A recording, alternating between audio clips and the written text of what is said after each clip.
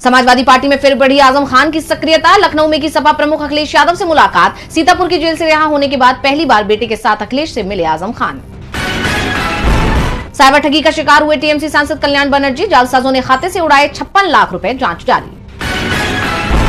दिल्ली हवाई अड्डे के एयर ट्रैफिक कंट्रोल में आई तकनीकी समस्या। करीब 300 उड़ानों में हुई देरी, यात्रियों को हुई परेशानी।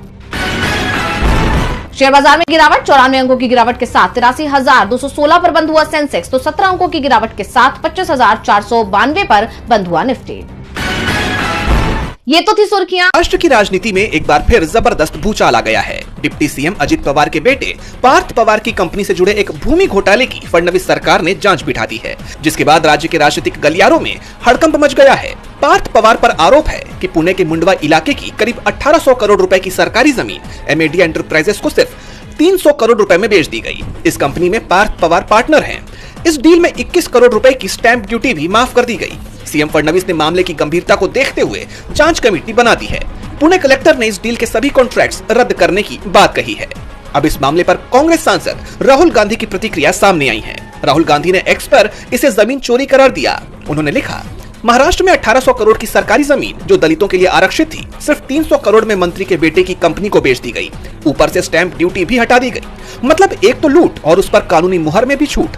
ये है जमीन चोरी, उस सरकार की जो खुद वोट चोरी से बनी है। राहुल गांधी ने महायुति सरकार पर वोट चोरी से बनने का आरोप लगाते हुए प्रधानमंत्री मोदी की चुप्पी पर भी सवाल उठाए हैं। उन्होंने पूछा है कि क्या आप इसीलिए खामोश हैं क्योंकि आपकी सरकार उन्हीं लुटेरों पर टिकी है जो दलितों और वंचितों का हक हड़पते हैं। इस पूरे मामले को लेकर राज्य की सियासत में उबाल आ गया है। एक तरफ पवार के बेटे पर यह आरोप लगे हैं, तो वहीं दूसरी तरफ विपक्ष भी अब इस मुद्दे को लेकर सरकार पर हमलावर हो गया है। इन सब के बीच सवाल ये भी उठ रहे हैं कि क्या ये जांच अजित पवार को हाशिए पर धकेलने की चाल है? क्या इतने बड़े झटके के बाद अजित पवार महायुति के साथ बने रहेंगे? ये बड़ा सवाल है। अब इस मामले में आगे क्या होता है, ये देखना होगा। खबर ये आ रही है कि घोटाले में हो गए, इसे लेकर दिल्ली सहित देश भर में कार्यक्रम का आयोजन हुआ। दिल्ली में पीएम मोदी ने कार्यक्रम की अध्यक्षता करते हुए कुछ ऐसा कह दिया जिससे राजनीतिक विवाद छिड़ गया है। पीएम मोदी ने आरोप लगाया कि 1937 में कांग्रेस ने राष्ट्रगीत के अहम पदों को अलग कर दिया और वंदे मातरम के इस विभाजन ने देश के विभाजन के बीज बो दिए थे। उन्होंने कहा कि ये विभाजनकारी सोच आज भी देश के लिए एक बड़ी चुनौती बनी हुई है। लेकिन दुर्भाग्य से 1937 में वंदे मातरम के महत्वपूर्ण पदों को, उसकी आत्मा के एक हिस्से को अलग कर दिया गया था।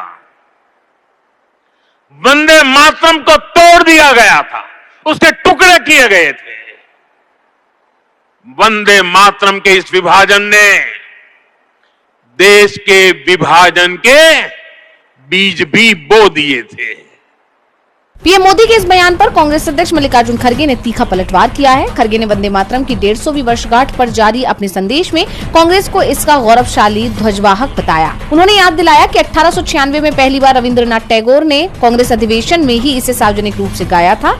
खड़गे ने कहा कि पंडित नेहरू, मौलाना आजाद, सुभाष चंद्र बोस और रविंद्रनाथ टैगोर के नेतृत्व में कांग्रेस ने औपचारिक रूप से इसे राष्ट्रीय गीत के रूप में मान्यता दी थी। खड़गे ने इस मुद्दे पर आरएसएस और बीजेपी को कटघरे में खड़ा कर दिया। उन्होंने आरोप लगाया, जो लोग आज राष्ट्रवाद के स्वयंभू संरक्षक होने का दावा करते हैं, आरएसएस और भाजपा, उन्होंने अपनी शाखाओं या कार्यालयों में कभी वंदे मातरम या हमारा राष्ट्रगान जनगण मन नहीं गाया। इसके बजाय वे नमस्ते सदा वत्सले गाते रहते हैं। खड़गे ने यहाँ तक कहा कि 1925 में अपनी स्थापना के बाद से आरएसएस ने वंदे मातरम से परहेज किया और इसके ग्रंथों या साहित्य में इसका एक बार भी उल्लेख नहीं मिलता। उन्होंने आरोप लगाया कि आरएसएस ने राष्ट्रीय आंदोलन में अंग्रेजों का साथ दिया और 52 वर्षों तक राष्ट्रीय ध्वज नहीं फहराया। जैसा कि आप जानते हैं कि 1937 में कांग्रेस ने वंदे मातरम के केवल शुरुआती 2 छंदों को ही राष्ट्रीय गीत के रूप में स्वीकार किया था, क्योंकि गीत के अंतिम हिस्से आनंद मठ उपन्यास के एक हिस्से में लिए गए थे, जिन पर अन्य धर्मों के कुछ वर्गों को आपत्ति थी। पीएम मोदी ने इसी फैसले को अब देश के विभाजन का बीज बोने वाला बताकर एक नई राजनीतिक बहस छेड़ दी है। जुड़े मामले में सुनवाई करते हुए सभी राज्यों और केंद्र शासित प्रदेशों को आदेश देते हुए कहा है कि सभी नेशनल हाईवेज पर आवारा पशुओं की मौजूदगी की सूचना देने के लिए हेल्पलाइन नंबर होंगे। सभी राज्यों के मुख्य सचिव इन निर्देशों का सख्ती से पालन करवाएंगे। स्टेटस रिपोर्ट और हलफनामा 3 हफ्ते में दायर किया जाए। राज्य सरकारें और यूटी 2 हफ्ते में ऐसे सरकारी और निजी स्कूल, कॉलेजेस, अस्पतालों की पहचान करेंगी जहां आवारा जानवर और कुत्ते घूमते हैं। उनकी एंट्री रोकने के लिए कैंपस में बाड़ लगाई जाएगी। रख रखाव के लिए एक नोडल अधिकारी नियुक्त होगा। नगर निगम, नगर पालिका और पंचायत हर 3 महीने में कम से कम एक बार इन कैंपसेस की जांच करे। पकड़े गए आवारा कुत्तों को उसी जगह पर वापस नहीं छोड़ा जाएगा जहां से उन्हें उठाया गया था। जैसा कि आप जानते हैं कि सुप्रीम कोर्ट ने 3 नवंबर को कहा था कि वो सरकारी बिल्डिंग्स के कैंपस में कुत्तों को खाना खिलाने के नियम के लिए निर्देश जारी करेगा।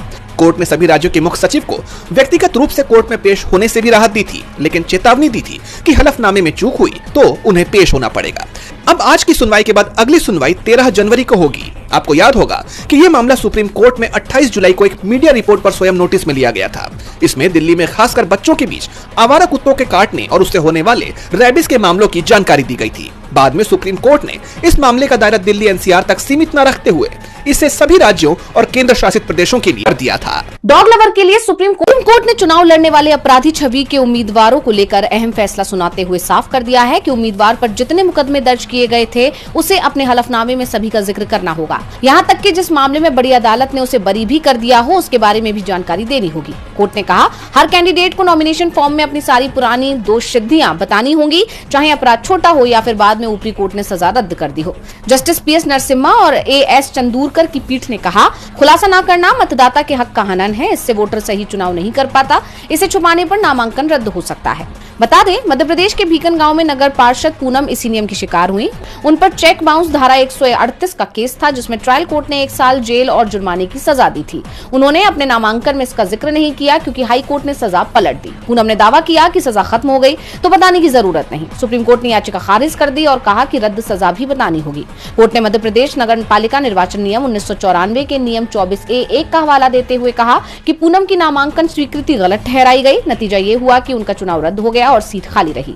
बाद में हुए उपचुनाव में वो हार भी गई। ये फैसला साफ करता है कि अपराध की गंभीरता मायने नहीं रखती, खुलासा जरूरी है। मतदाता को उम्मीदवार का पूरा इतिहास जानने का हक है। और बुलेटिन के आखिर में देखेंगे जाने